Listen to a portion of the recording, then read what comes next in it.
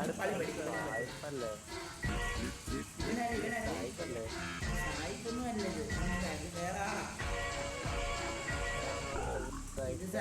സായിപ്പ തന്നെ തെളിവ് പറ. തെളിവ് നിനക്കെന്നുള്ള സായിപ്പ ഇത് സായിപ്പ തെളിവ് നിനക്കെന്നാ? എനിക്ക്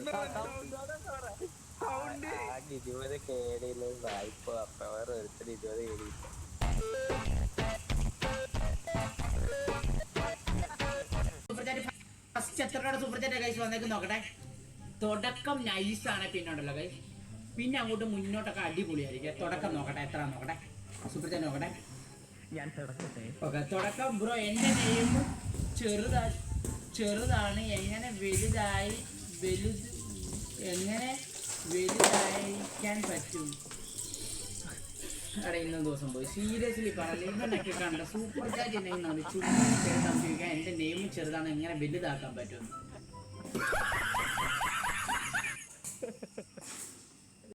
ലാസ്റ്റ് പാർ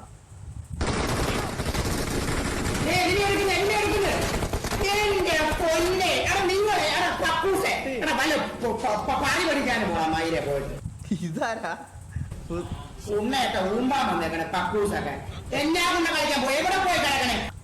അവൻ നോക്കണം, ഇവൻ ഇനി ചാടി അടിക്കുമല്ലോ ചെയ്യുമോ. അവൻ ഇങ്ങനെ ഇരിക്കണ കേട്ടോ, അവൻ ഇങ്ങനെ ഇരിക്കുന്നത് എപ്പോ ഒരു അടി കിട്ടാം.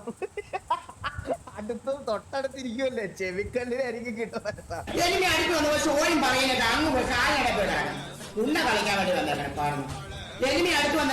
ഇവ കൂടെ കളിക്കുന്നുണ്ടോ? ഇവ കൂടെ കളിക്കുന്നുണ്ടെങ്കിൽ ഒരു ദിവസം ഉറപ്പായിട്ടും കിട്ടും. ഇവ അടുത്തിരുന്ന് ഇങ്ങനെ കളിച്ചാ